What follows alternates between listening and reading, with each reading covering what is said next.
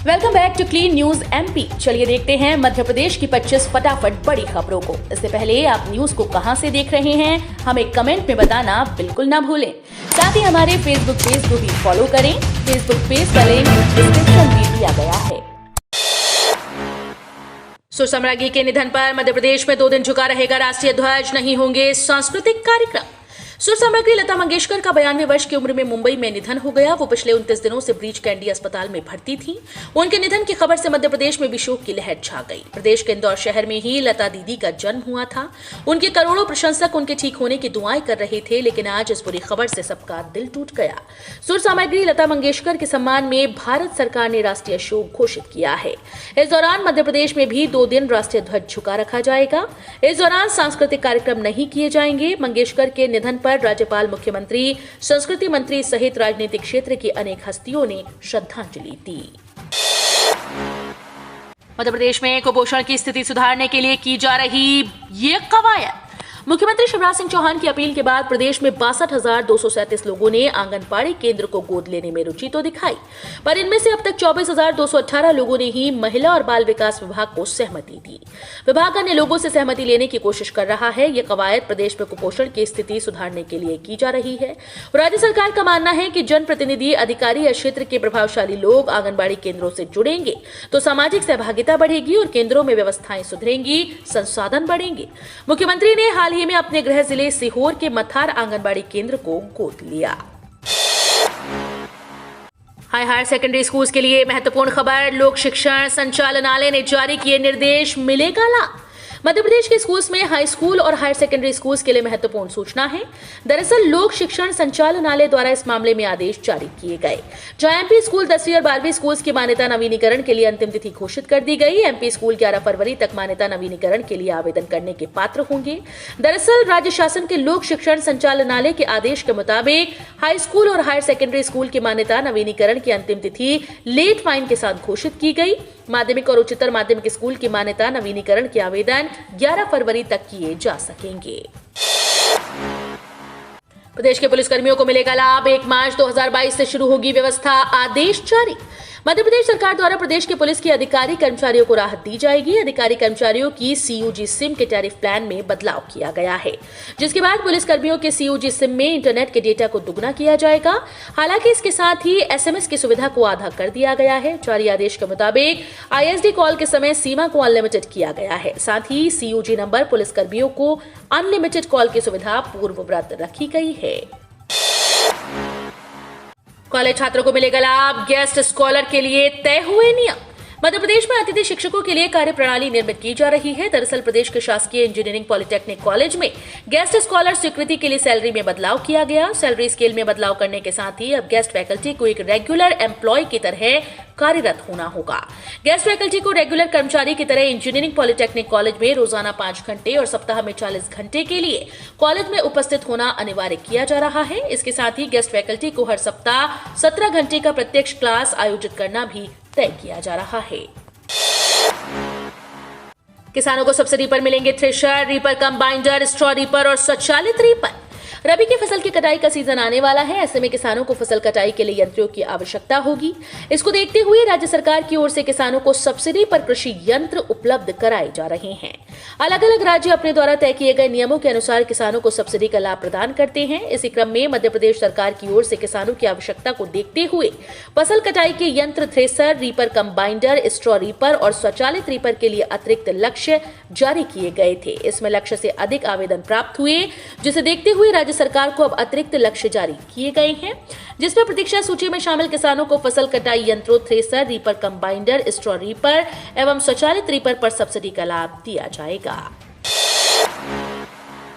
25 फरवरी को मनाया जाएगा रोजगार दिवस। सीएम शिवराज ने अधिकारियों को दिए निर्देश। मध्य प्रदेश में सीएम शिवराज द्वारा राज्य स्तरीय बैंकर समिति की समीक्षा बैठक आयोजित की गई थी, जिसमें रोजगार देने वाली योजनाओं के प्रकरण को त्वरित मंजूरी देने के निर्देश सीएम शिवराज ने अधिकारियों को दिए। इसके साथ ही उन्होंने कहा कि ऐसे प्रकरण की मंजूरी में समय न लगे, बैंक के अधिकारी इस बात का खास ख्याल रखें। प्रदेश में प्रधानमंत्री स्वनिधि योजना में 117% उपलब्धि प्राप्त हुई। राष्ट्रीयकृत बैंकों द्वारा 94% से अधिक प्रकरण स्वीकृत किए गए। खुशखबरी, प्राइवेट मेडिकल कॉलेजेस में आधी सीट की फीस सरकारी मेडिकल कॉलेजेस की फीस के बराबर होगी। निजी मेडिकल कॉलेजेस में आधी सीट पर फीस सरकारी मेडिकल कॉलेज की फीस के बराबर होगी, जबकि बाकी 50% सीटों पर फीस का निर्धारण वास्तविक लागत के आधार पर होगा। राष्ट्रीय चिकित्सा आयोग ने नए सत्र से मेडिकल कॉलेजेस के लिए नियम बना दिया। इस बाबत आदेश जारी कर दिए गए। एनएमसी एक्ट 2019 के तहत सभी निजी मेडिकल कॉलेजेस और डीम्ड विश्वविद्यालयों में 50 एमबीबीएस और पीजी सीट्स की फीस तय करने का अधिकार सरकार को दिया गया है। राज्य में स्थित सरकारी मेडिकल कॉलेज की फीस के बराबर फीस ही निजी मेडिकल कॉलेज की 50% सीट्स के लिए तय की जाएगी। न्यूनतम समर्थन मूल्य पर गेहूं की खरीद। किसान रबी फसल को न्यूनतम समर्थन मूल्य पर बेचने के लिए रजिस्ट्रेशन करा सकें ताकि उन्हें फसल बेचने में कोई परेशानी ना हो। इसी क्रम में मध्य प्रदेश में न्यूनतम समर्थन मूल्य पर गेहूं सहित अन्य रबी फसलों की सरकारी खरीद के लिए रजिस्ट्रेशन शुरू किए गए। ये रजिस्ट्रेशन 5 फरवरी से शुरू किए गए हैं। इस बार राज्य सरकार ने किसानों को घर बैठे मोबाइल से रजिस्ट्रेशन की सुविधा दी। आइए ट्रैक्टर जंक्शन के माध्यम से जानते हैं पूरी जानकारी ताकि किसानों को इसका लाभ मिल सके। मध्य प्रदेश शासन द्वारा इस वर्ष किसानों को घर बैठे मोबाइल से वर्ष 2022-23 के लिए गेहूं उपार्जन पंजीयन की सुविधा उपलब्ध कराई जा रही है। ये सुविधा 5 फरवरी से शुरू हो रही है। मध्य प्रदेश में कोरोना प्रतिबंध हटेंगे, अब मास्क पर रहेगा सरकार का जोर। मध्य प्रदेश में कोरोना संक्रमण की स्थिति में सुधार को देखते हुए सरकार ने विवाह और मांगलिक कार्यक्रमों में अतिथियों की संख्या सीमित रखने का प्रतिबंध हटा दिया। अब नाइट कर्फ्यू, मेलों, रैली, सभाओं पर रोक सहित अन्य प्रतिबंध भी हटाए जाएंगे। सरकार का जोर अब शारीरिक दूरी बनाने, मास्क लगाने के नियमों का पालन कराने पर रहेगा। सरकार कोरोना संक्रमण की स्थिति की लगातार समीक्षा कर रही है। जिन शहरों में संक्रमण अधिक रहेगा वहां दूसरे शहरों की तुलना में कुछ प्रतिबंध रखे जा सकते हैं। मौसम में बड़ा बदलाव, नया सिस्टम होगा एक्टिव। इन राज्यों में बारिश, शीतलहर के आसार। मध्य प्रदेश का मौसम एक बार फिर से बदल गया और ठंड कम होने लगी। पिछले 24 घंटे में कई जिलों में शीतलहर, शीतल दिन और कोहरे का प्रभाव देखने को मिला। एमपी मौसम विभाग ने मौसम के शुष्क रहने की संभावना जताई, लेकिन 14 किलोमीटर प्रति घंटा की रफ्तार से हवा चल सकती है। वहीं हिमाचल, उत्तराखंड समेत कई राज्यों में बारिश और शीतलहर का असर देखने को मिलेगा। मौसम विभाग के मुताबिक शनिवार को सबसे कम 5 डिग्री सेल्सियस तापमान खजुराहो, मंडला, मलाजखंड, नौगांव और उमरिया में रिकॉर्ड किया गया। छिंदवाड़ा, मंडला, मलाजखंड, खजुराहो, बैतूल, खंडवा और रतलाम में शीतलहर और बैतूल में शीतल दिन रहा। कोरोना का असर हवाई सेवा पर बरकरार। इंदौर में यात्रियों की कमी के चलते उड़ानें कैंसिल। इंदौर में लगातार अभी भी उड़ानों पर कोरोना का असर नजर आ रहा है। गौरतलब है कि कोरोना के असर के कारण यात्रियों की कम संख्या के चलते इंदौर के देवी अहिल्याबाई होलकर अंतर्राष्ट्रीय एयरपोर्ट से रोजाना उड़ानों को कैंसिल करना पड़ रहा है। वहीं रविवार को ही कई शहरों की 20 उड़ानें निरस्त हुई। हालांकि अब कोरोना के मामलों में कमी आने पर इस बात की संभावना जताई जा रही है कि फरवरी में फिर से यात्रियों की संख्या में वृद्धि हो जाएगी। कोरोना के डर के कारण यात्री सफर नहीं कर रहे थे। घाटे से बचने के लिए एयरलाइंस लगातार उड़ानें निरस्त कर दी जा रही थी। एयरपोर्ट प्रबंधन से मिली जानकारी के मुताबिक रविवार को प्रयागराज, जोधपुर, जबलपुर, दिल्ली, मुंबई जैसे शहरों की 20 उड़ानें निरस्त हुई। नए सत्र में बंद होंगे 151 सरकारी स्कूल। जिला शिक्षा अधिकारी ने तैयार किया प्रस्ताव। मध्य प्रदेश के 151 सरकारी स्कूल्स को बंद करने का प्रस्ताव तैयार कर लिया गया। मार्च में इसे राज्य शिक्षा केंद्र के पास भेज दिया जाएगा। दरअसल गुना में ये कार्रवाई की जा रही है। इस मामले में जिला शिक्षा अधिकारी कार्यालय में प्रस्ताव को तैयार कर लिया गया। बता दें कि स्कूल्स में विद्यार्थियों की संख्या बेहद कम है, इसके लिए कार्रवाई की गई। प्रदेश के गुना जिले के 151 सरकारी स्कूल को बंद किया जाएगा। इन स्कूल्स में छात्रों की संख्या 15 से कम बताई गई, जिसके बाद इसे बंद करने की तैयारी कर ली गई है। वैश्विक तेजी और धीमी आमद से इंदौर में सोया तेल 1300 रुपए पर पहुंचा। ब्राजील और अर्जेंटीना में सोयाबीन का उत्पादन अब पूर्वानुमान के मुकाबले घटने की आशंका जताई जा रही है। 6 फरवरी को अमेरिका सोयाबीन का औसत दाम $15 के आसपास पहुंच गया। ब्राजील सोयाबीन इंडेक्स B+ में है। दूसरी ओर देश के कुछ राज्यों में बीते 2 दिनों में हुई ओलावृष्टि से सरसों की फसल को खासा नुकसान आंका जा रहा है। उत्तर प्रदेश के कुछ हिस्सों में तैयार फसल को नुकसान की खबरें हैं। देश भर में शनिवार को सरसों की कुल आवक 10,000 बोरी से ज्यादा रही। राजस्थान की ओर सरसों के खरीद भाव में 300 रुपए की गिरावट आई। वैश्विक बाजार में तेजी और घरेलू बाजार में भी सोया तेल की टाइट सप्लाई के चलते भाव में तेजी का वातावरण बना हुआ है। कमलनाथ के स्टार प्रचारक बनने पर मंत्री तुलसी सिलावट ने कहा, जो बनी सरकार नहीं बचा पाए वो उत्तर प्रदेश में क्या कर लेंगे। कमलनाथ को उत्तर प्रदेश चुनाव में कांग्रेस की ओर से स्टार प्रचारक बनाए जाने पर प्रदेश के जल संसाधन मंत्री तुलसी सिलावट ने कटाक्ष किया। नगर प्रवास पर रहे सिलावट ने कहा कि जो खुद अपनी बनी बनाई सरकार नहीं बचा पाए वो उत्तर प्रदेश में क्या सरकार बनवाएंगे। प्रदेश के जल संसाधन मंत्री तुलसी सिलावट ने कहा कि कांग्रेस उत्तर प्रदेश में अस्तित्व की लड़ाई लड़ रही है, इसलिए वो बाहर से नेताओं को चुनाव प्रचार के लिए बुलाकर किसी तरह से अपनी नाक बचाना चाहती है। उन्होंने कहा कि 2020 की शुरुआत तक कमलनाथ के हाथों में ही प्रदेश सरकार की बागडोर थी, लेकिन वो उसे ही ठीक से नहीं चला पाए। अब नंबर दबाते ही दर्ज हो रही बिजली कंपनीज में शिकायतें, लेकिन उपभोक्ता संतुष्ट नहीं। बिजली कंपनी से जुड़ी शिकायतें अब कॉल करने के बाद भी नंबर दबाते ही दर्ज हो रही हैं। कंपनी ने शिकायत दर्ज करने की व्यवस्था को आधुनिक तकनीक का इस्तेमाल करते हुए आसान बना दिया। अब ग्राहक सेवा केंद्र प्रतिनिधि से बात करने की जरूरत ही नहीं पड़ रही या फिर कम पड़ रही है। उपभोक्ताओं द्वारा टोल फ्री नंबर 1912 पर कॉल करते ही स्वतः कॉल रिसीव होता है और उपभोक्ताओं से सर्विस क्रमांक इनपुट करने के लिए कहा जाता है। सर्विस क्रमांक दर्ज करने पर शिकायत दर्ज करने से जुड़े विकल्प सुझाए जाते हैं। विकल्प चुनते ही शिकायतें दर्ज हो रही हैं। 4 नए रेल प्रोजेक्ट्स के लिए राशि मंजूर। केंद्र के बजट के बाद उन्होंने इंदौर, मालवा व मध्य प्रदेश को इससे मिलने वाले लाभों के बारे में बताया। उन्होंने कहा कि इंदौर से जुड़े 4 रेल प्रोजेक्ट के लिए 1453 करोड़ की राशि मंजूर की गई। इसमें इंदौर दाहोद लाइन के लिए 265 करोड़ रुपए, इंदौर अकोला के लिए 888 करोड़, इंदौर देवास उज्जैन के लिए 200 करोड़ रुपए और नए रेलवे स्टेशन का प्रावधान किया गया। आने वाले सालों में जहां रेल नहीं पहुंची वहां पहुंचने का लक्ष्य रखा गया है। अब डीजल चलित इंजन को छोड़कर इलेक्ट्रिफिकेशन पर जोर दिया गया, जो 2024 तक पूरा हो जाएगा। उन्होंने कहा कि 100 कार्गो टर्मिनल बनाए जाने के लिए मध्य प्रदेश सबसे उपयुक्त स्थान है। यंग इंडिया की जीत पर पीएम नरेंद्र मोदी ने दी बधाई। बोले, भारतीय क्रिकेट का भविष्य सुरक्षित हाथों में। भारत ने शनिवार को इंग्लैंड को 4 विकेट से हराकर अंडर-19 वर्ल्ड कप का खिताब जीत लिया। टीम ने 5वीं बार इस ट्रॉफी पर कब्जा किया। भारतीय टीम की इस जीत के बाद उसे हर ओर से बधाइयां मिल रही हैं। प्रधानमंत्री नरेंद्र मोदी ने भी भारतीय युवा टीम को शुभकामनाएं दी। पीएम नरेंद्र मोदी ने रविवार सुबह ट्वीट किया, अपने युवा क्रिकेटर्स पर बहुत गर्व है। भारतीय टीम को अंडर-19 वर्ल्ड कप जीतने पर बहुत बधाई। उन्होंने पूरे टूर्नामेंट के दौरान गजब के धैर्य का परिचय दिया। उच्चतम स्तर पर यह शानदार प्रदर्शन दिखाता है कि भारतीय क्रिकेट का भविष्य सुरक्षित हाथों में है। भारत ने ऐतिहासिक वनडे मैच में हासिल की दमदार जीत। 1000वें ओडीआई मैच को बनाया यादगार।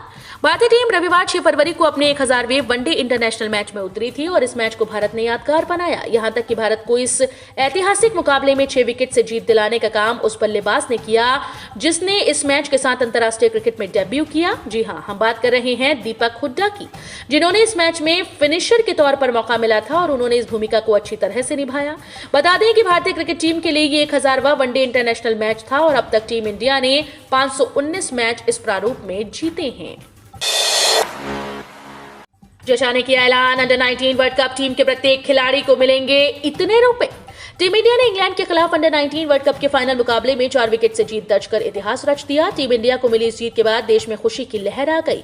इस जीत से पहले टीम इंडिया ने 4 बार अंडर-19 चैंपियन का खिताब जीता था और अब टीम इंडिया 5वीं बार विश्व चैंपियन बन गई है। टीम इंडिया को मिली इस धमाकेदार जीत के बाद बीसीसीआई के सचिव जशा ने बड़ा ऐलान किया। अंडर-19 वर्ल्ड कप जीतने वाली भारतीय टीम के प्रत्येक खिलाड़ी को इनाम के तौर पर 40 लाख रुपए मिलेंगे। वहीं बीसीसीआई के अध्यक्ष सौरव गांगुली ने भी ट्वीट कर इस बात की जानकारी दी। एचसी के निर्णय के बाद इन कर्मचारियों को लगा बड़ा झटका। राज्य शासन से मांगे गए जवाब। मध्य प्रदेश में अधिकारी कर्मचारी के प्रमोशन का मामला गर्मा गया। दरअसल सीधी भर्ती से उप निरीक्षक के पद पर नियुक्त हुए पुलिस अफसरों को मध्य प्रदेश सरकार द्वारा प्रमोशन दिया जा रहा है। कई विभाग में बीच का रास्ता निकालकर प्रमोशन देने की तैयारी शुरू कर दी गई। वहीं पुलिस विभाग और जेल विभाग ने ये प्रक्रिया अपना ली गई है। इसी बीच अब इंदौर हाईकोर्ट ने प्रमोशन के बारे में बड़ा फैसला लिया। दरअसल प्रमोशन के बारे में सीधी भर्ती वालों को प्राथमिकता दी जा रही है, जबकि आरक्षक और एएसआई से प्रमोट होकर उप निरीक्षक के पद पर नियुक्त हुए अफसरों द्वारा इस मामले में विरोध देखा जा रहा है। होली से पहले रेलवे ने लिया बड़ा फैसला। घर जाने के लिए कराया है टिकट तो सभी को मिलेगी कंफर्म सीट। इस बार होली पर आप अपने घर जाने का प्लान बना रहे हैं या फिर आपने भी होली के लिए टिकट करा रखा है तो आपको ट्रेन में कंफर्म सीट आसानी से मिलेगी। रेलवे ने इस बार होली पर घर जाने वाले यात्रियों को आसानी से सीट मिल सके, इसके लिए खास प्लान बनाया। रेलवे ने सफर करने वाले यात्रियों को राहत देने के लिए होली पर ट्रेन में एक्स्ट्रा बोगी जोड़ने का फैसला किया, जिससे कि एक ट्रेन में ज्यादा संख्या में यात्री सफर कर पाए। इसके साथ ही ज्यादा संख्या में लोगों को कंफर्म सीट मिल पाए। रेलवे ने इस बार होली की तैयारियां करीब 1.5 महीने पहले ही शुरू कर दी हैं। पैन कार्ड यूजर्स के लिए जरूरी सूचना, भूल से भी की है गलती तो लगेगा 10,000 रुपए का जुर्माना। पैन कार्ड को अब आधार और सभी जगह लिंक करवाना अनिवार्य कर दिया गया है। पहले इसकी लास्ट डेट 30 सितंबर 2021 थी, जो बढ़ाकर 31 मार्च 2022 कर दी गई। इसी के साथ आपको बता दें कि पैन कार्ड से जुड़ी एक गलती से आपको 10,000 रुपए का जुर्माना लग सकता है। आप कहीं भी पैन नंबर डाल रहे हैं तो पैन कार्ड पर दिए गए 10 अंकों के पैन नंबर को बिल्कुल सावधानी से भरें। इसमें कोई भी स्पेलिंग मिस्टेक या नंबर का इधर उधर होना आपको भारी पेनल्टी लगवा सकता है। इसके साथ ही अगर आपके पास 2 पैन कार्ड हैं तो भी आपको बड़ा जुर्माना भरना पड़ सकता है। इससे आपका बैंक खाता फ्रीज हो सकता है। पेंशनर्स ध्यान दें, इस तारीख तक जमा करें जीवन प्रमाण पत्र, वरना नहीं मिलेगी पेंशन। पेंशनर्स के लिए बेहद जरूरी खबर है। अगर आप भी पेंशन भोगी हैं और आप जल्द से जल्द अपना जीवन प्रमाण पत्र जमा करवा दें, वरना बाद में परेशानी बढ़ जाएगी। जीवन प्रमाण पत्र जमा करने की अंतिम तिथि 28 फरवरी 2022 है। पहले लाइफ सर्टिफिकेट जमा करने की अंतिम तारीख 31 सितंबर 2021 थी, जिसे बाद में बढ़ाकर 28 फरवरी कर दिया गया। बता दें कि सरकारी पेंशनर को बिना किसी रुकावट के अपनी पेंशन पाने के लिए हर साल अपना जीवन प्रमाण पत्र जमा करने की आवश्यकता होती है। इसी आधार पर आपको अगले साल पेंशन मिलती है। 76,000 सैंपल की जांच में मध्य प्रदेश में कोरोना के 5,171 मरीज मिले। प्रदेश में कोरोना का प्रकोप कम होने लगा है। 76,633 सैंपल की जांच में कोरोना के 5,171 मरीज मिले। इस तरह संक्रमण दर 6.74% रही। इससे एक दिन पहले प्रदेश में 5,533 मरीज मिले थे और संक्रमण दर 7% रही। कोरोना की तीसरी लहर में एक दिन में मिलने वाले मरीजों की संख्या 22 जनवरी को 11,274 तक पहुंचने के बाद इसमें गिरावट आ रही है। एक और राहत की बात यह है कि प्रदेश में सक्रिय मरीजों की संख्या भी कम होकर 44,778 पर आ गई। प्रदेश में फिलहाल सबसे ज्यादा 9,035 सक्रिय मरीज भोपाल में और इसके बाद 6,973 मरीज इंदौर में हैं। तो ये थी आज की 25 फटाफट बड़ी खबरें। अगर आपको न्यूज पसंद आई हो तो वीडियो को लाइक और शेयर जरूर करें। धन्यवाद।